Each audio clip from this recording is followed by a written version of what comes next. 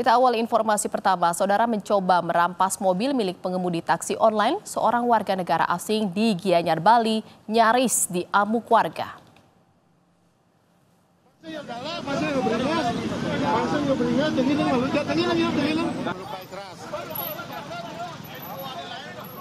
Warga negara asing ini diduga ingin merampas mobil milik pengemudi taksi online di Jalan Raya Bedulu, Gianyar, Bali. Pelaku bahkan terlihat mengancam dengan mengeluarkan pisau hingga korban pengemudi taksi online melarikan diri. Warga di lokasi kemudian berusaha menangkap pelaku. Polisi yang datang langsung mengamankan pelaku yang diketahui bernama Mikhail Kabulov asal Rusia dan membawanya ke Mapolres Gianyar.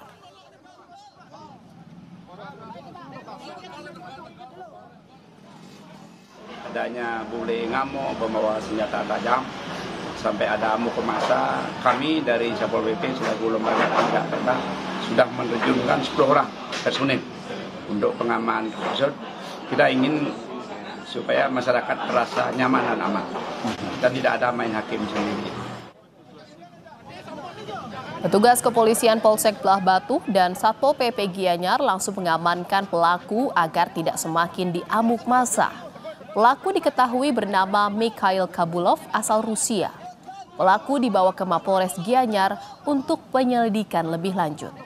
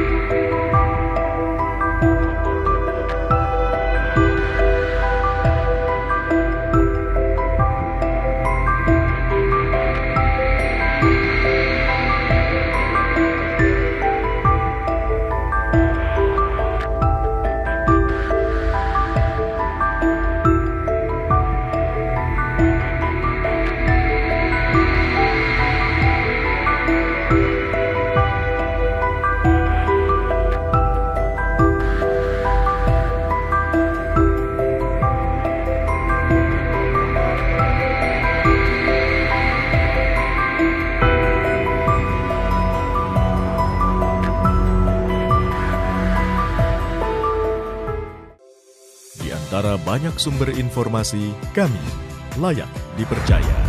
Karena kami menggali lebih dalam, berpihak pada kebenaran, berpegang pada data dan fakta, agar layak Anda jadikan referensi.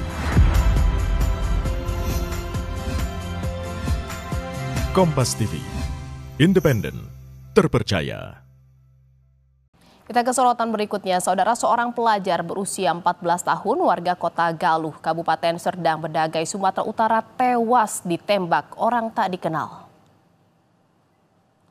Peristiwa penembakan itu terjadi di Jalan Lintas Sumatera Medan, Tebing Tinggi, tepatnya di depan pintu masuk pabrik kelapa sawit di lingkungan Pasiran, Kelurahan Simpang 3 Pekan, Kecamatan Perbaungan, Kabupaten Serdang Bedagai pada Minggu pagi, sekitar pukul 4:30 waktu Indonesia Barat.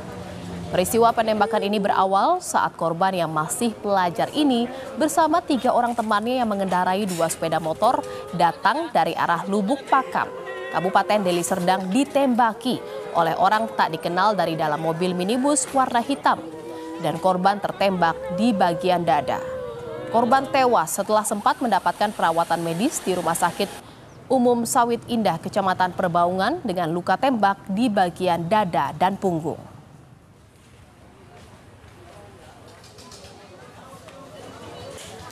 Terima bahwa ada laporan dari warga, ada salah seorang warga berinisial MA, ya, data-data yang kami terima dari pelapor telah terjadi adanya penembakan. Ya, korban sudah berada di rumah sakit. Kejadiannya sekitar pukul berapa nih? Kalau dari saksi-saksi yang kami terima berkisar 04.30 WIB. Polres Serdang Bedagai bersama Polda Sumatera Utara masih menyelidiki penembakan yang menewaskan remaja di Kabupaten Serdang Bedagai. Polisi menyebut korban tewas diduga akibat ditembak di Jalan Lintas Sumatera. Guna mengungkap kasus ini, polisi mengumpulkan sejumlah bukti dan memeriksa beberapa saksi. MAA yang diduga terbunuh karena ditembak. Jadi kami sedang bekerja beserta seluruh personil, sedang mengumpulkan bukti-bukti dan mewawancarai beberapa saksi yang melihat langsung kejadian untuk bisa membuat terang peristiwa ini.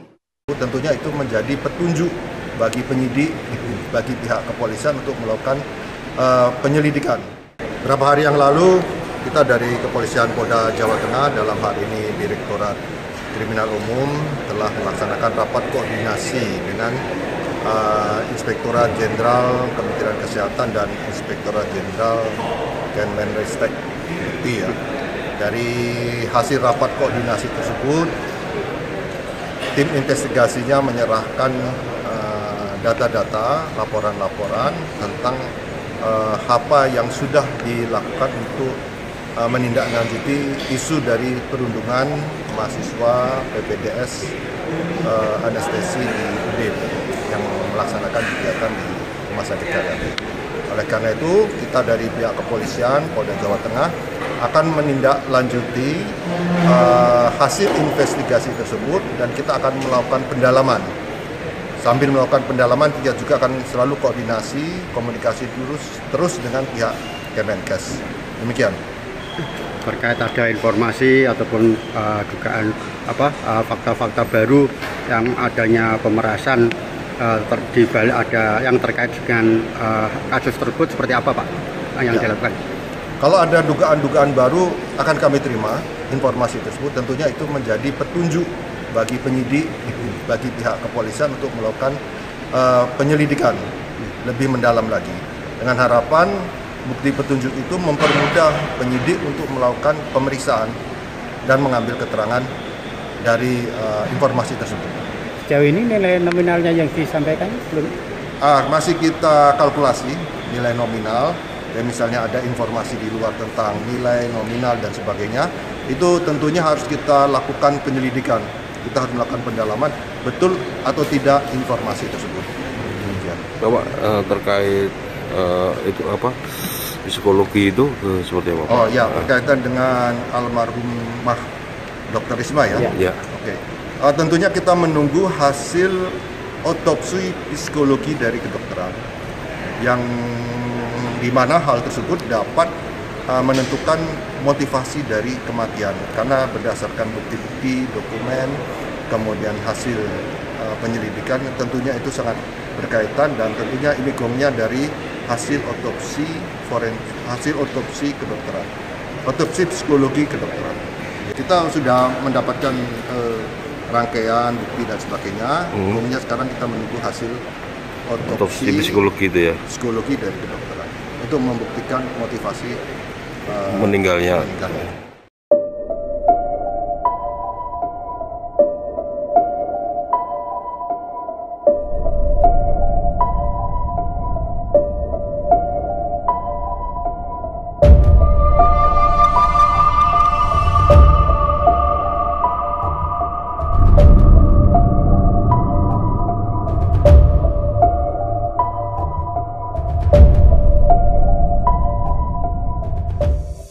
Antara banyak sumber informasi, kami layak dipercaya.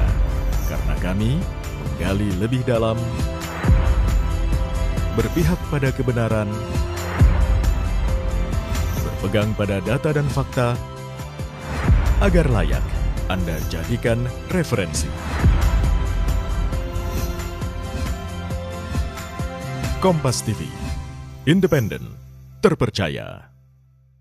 Kronologi dari kasus persetubuhan dan pencabulan terhadap anak di bawah umur, yaitu berawal pada tanggal 8 Februari sekira pukul 20 saat korban berinisial T bersama ibunya yang bernama E kemudian memberitahu kepada T bahwa menurut tersangka AJ besok akan melakukan ritual di rumahnya yang beralamat di Sumeneb. Kemudian pada esok harinya tanggal 9 Februari sekitar 10.30 WIB, E menjemput korban T sepulang sekolah, kemudian langsung dibawa menuju ke rumah tersangka. Itu dalam perjalanan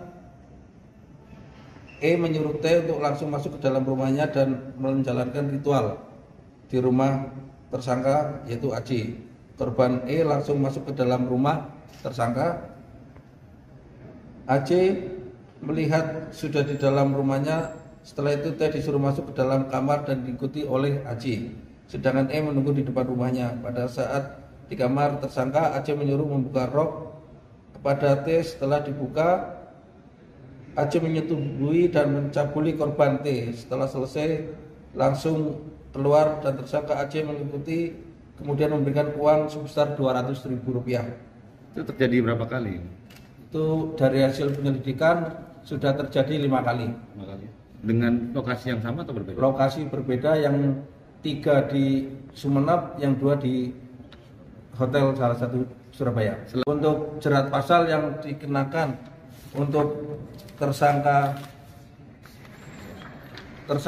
Aji, itu kepala sekolah dasar di wilayah Sumeneb, dijerat dengan pasal 81 ayat 3, ayat 2, ayat 1 dan pasal 82 ayat 2 ayat 1 Undang-Undang Nomor 17 tahun 2016 tentang perubahan Undang-Undang RI Nomor 35 tahun 2014 tentang perlindungan anak.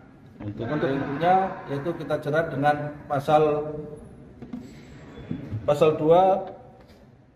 ayat 1 Undang-Undang Nomor 21 tahun 2007 tentang pemberantasan TPPU dengan ancaman hukuman minimal 5 tahun, maksimal 15 tahun. Karena tersangka ini adalah berprofesi sebagai PNS atau guru, tenaga pendidik, nanti ditambah sepertiganya.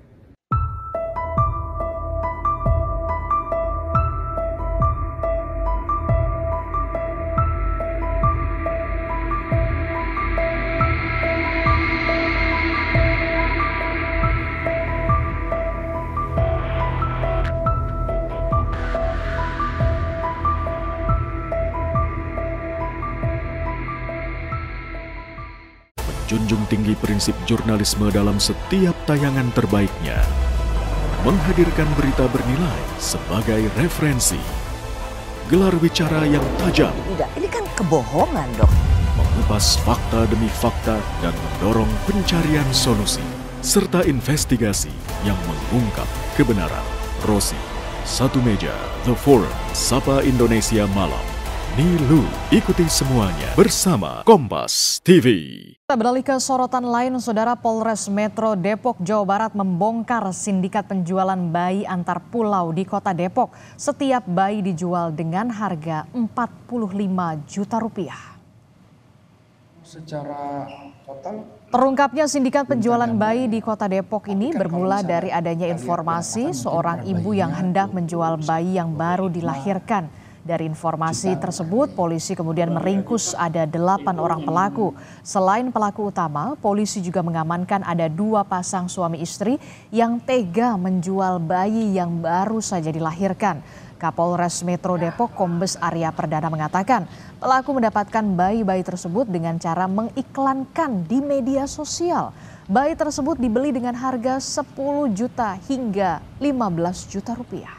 kalau keuntungan secara total belum tergambar. Ini merupakan satu sindikat yang cukup terorganisir karena memang ada iklan yang disiarkan melalui Facebook dengan tujuan mencari ibu atau setiap perempuan yang ingin menjual bayinya. Lalu dari situ juga diiming-imingi apabila nanti mau menjual bayinya akan diberikan sejumlah uang.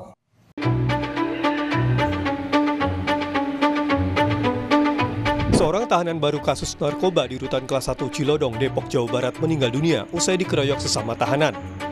Peristiwa bermula 29 Agustus 2024, Kejaksaan Negeri Depok menitipkan korban RA sebagai tahanan baru kasus narkoba di Rutan Kelas 1 Cilodong, Depok untuk menjalani pemeriksaan kesehatan dan cukur rambut. 1 jam kemudian, korban RA justru berperilaku tidak sopan dan terjadi adu mulut dengan sesama tahanan. Keenam tahanan langsung mengeroyok korban hingga terluka parah.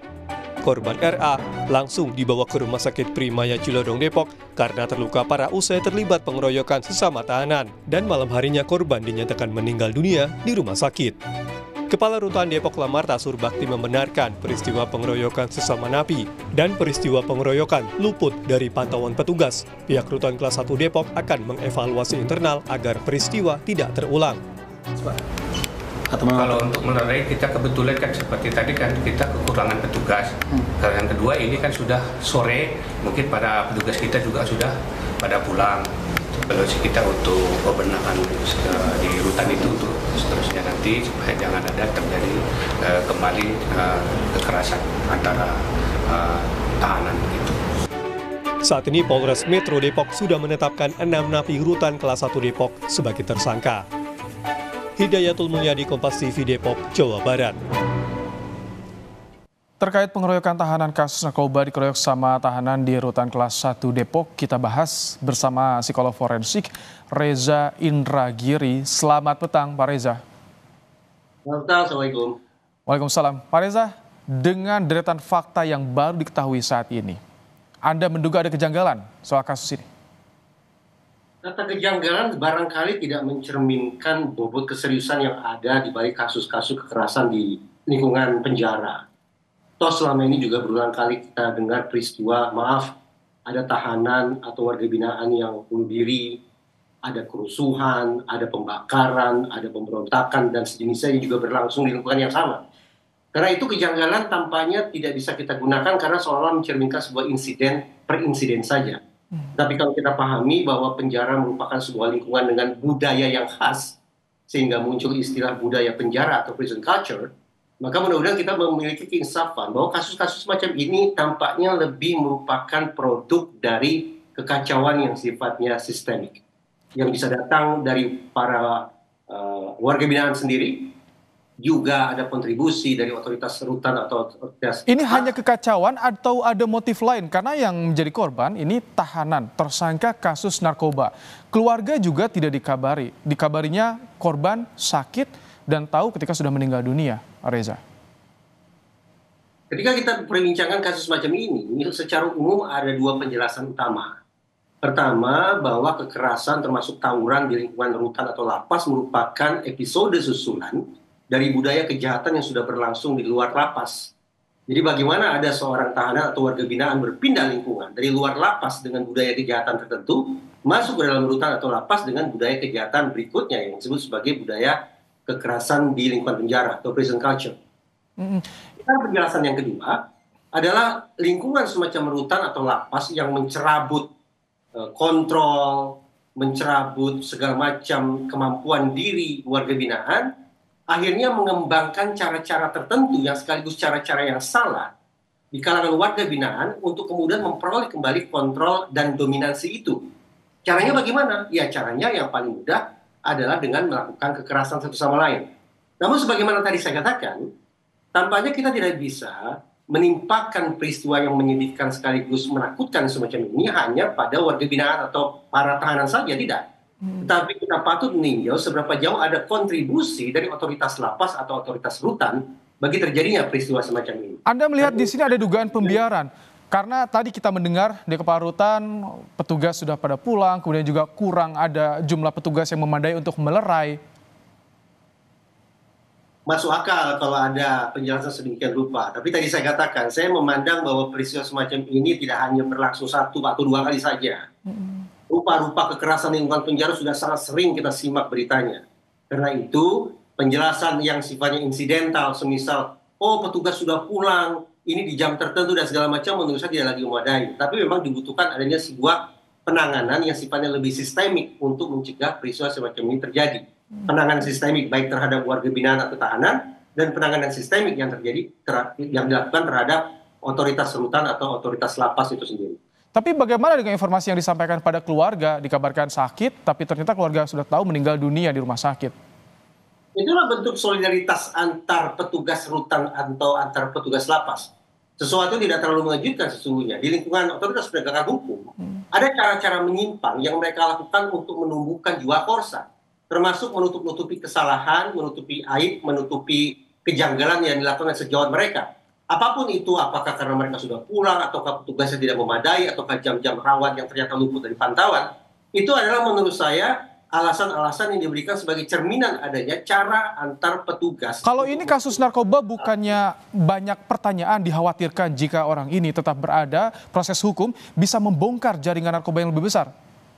Masuk akal juga, saya katakan kalau misalnya muncul analisis seperti itu. Makanya tadi saya katakan berulang kali, kita tidak bisa menimpakan penjelasan tentang peristiwa semacam ini hanya pada perbuatan sesama tahanan atau sesama warga binaan.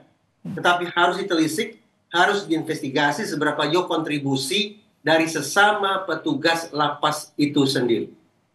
Oke, terakhir Pak Reza, ke-6 pengeroyok dipindahkan ke sel isolasi Nusa Kambangan. Ini bagaimana nanti pemeriksaannya? Saya tidak tahu sesungguhnya apa maksud yang ingin dicapai dengan memindahkan 6 orang tahanan itu ke Nusa Kambangan. Apakah serta-merta bisa dikatakan bahwa Nusa Kambangan adalah lingkungan pembinaan yang bebas dari kekerasan? Atau jangan-jangan akan memindahkan 6 orang tahanan itu ke lingkungan yang lebih keras lagi, yang lebih brutal lagi, yang justru akan melipat gandakan potensi kejahatan mereka seandainya suatu saat mereka kembali ke tengah-tengah masyarakat. Karena itu saya memandang bahwa memindahkan 6 orang tahanan ke Nusa Kambangan hanya sebuah pesan yang tak lebih tak kurang sebuah cara otoritas rutan atau lapas untuk meyakinkan masyarakat bahwa ini adalah tindakan yang salah, tindakan yang harus diberikan hukuman yang berat, tetapi dari sisi kemanfaatan, dari sisi pembinaan itu sendiri menurut saya patut dipertanyakan. Investigasi juga masih terus dilakukan, kita akan nantikan bagaimana perkembangan informasi terkini soal kasus ini. Terima kasih Pak Reza Indragiri telah menyampaikan pandangannya di program Kompas Petang sore hari ini. Dan saudara, Polres Metro Depok menetapkan 6 narapidana di Rutan Depok sebagai tersangka pengeroyokan terhadap RA, tahanan titipan Kejaksaan Negeri Depok. Para pelaku terancam dengan pasal berlapis.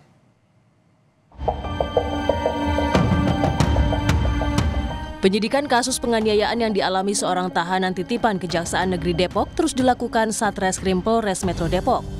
6 orang narapidana Rutan Depok telah ditetapkan sebagai tersangka karena terbukti melakukan pengeroyokan terhadap korban. Pelaku terancam pasal berlapis tentang pengeroyokan yang berujung pada kematian dengan ancaman 12 tahun penjara. Jadi yang tewas seperti saya sampaikan kemarin bahwa sudah naik penyidikan dan sudah ditetapkan sebagai tersangka. Jadi proses hukumnya ini sudah jalan. Namun demikian karena tersangka ini berada di dalam rutan karena beliau juga sebagai maka penahanannya bisa. Cuma nanti begitu divonis bebas maka bebas setelah menjalani masa hukuman maksudnya kita akan lanjutkan dengan penahanan lanjutan terkait dengan kasus yang pengeroyokan menyebabkan meninggal dunia. Sementara keluarga korban tahanan yang tewas di Rutan Depok mempertanyakan penyebab kematian korban. Keluarga tidak percaya jika korban dianggap tidak sopan sehingga memicu keributan. Keluarga hanya diberitahu jika korban mengalami sakit perut dan tak sadarkan diri. Ya mengabarkan cuma gitu aja katanya, keluhan sakit perut dan dalam keadaan tidak sadarkan diri gitu, kesadaran menurun. Saya kira sakit perut ya udah. Tanda tangan terima surat, udah saya tanda tanganin terima. Yang terakhir saya gajurkan nih, udah ada surat pernyataan di atas materai tidak bersedia tidak melakukan otopsi atau visum, tidak bersedia tidak untuk visum. Nah, saya juga agak mikir juga nih kenapa kok begini. Tapi saya rundingan sama istri udah loh tanda tangan udah. Mungkin ya kami berdua waktu itu dalam keadaan panik dan shock udah pengen urusan selesai aja keluar dari lapas begitu aja. Jadi ya udah tanda tangan aja. RA, tahanan titipan Kejaksaan Negeri Depok kasus narkoba, tewas usai dianiaya 6 narapidana. Penganiayaan itu dipicu lantaran korban dianggap tidak sopan kepada para napi sehingga terjadi perselisihan. Korban tewas dengan luka serius di tubuhnya. Tim Liputan, Kompas TV. Seorang warga negara asing nyaris jadi sasaran amuk warga usai mencoba merampas sebuah mobil milik pengemudi taksi online di Gianyar, Bali. Warga emosi karena warga negara asing asal Rusia itu sempat mengancam korban dengan senjata tajam.